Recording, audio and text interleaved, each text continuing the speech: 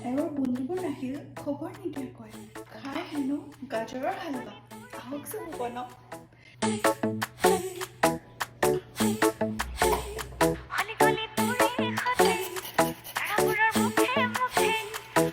খুটিয়ে খালে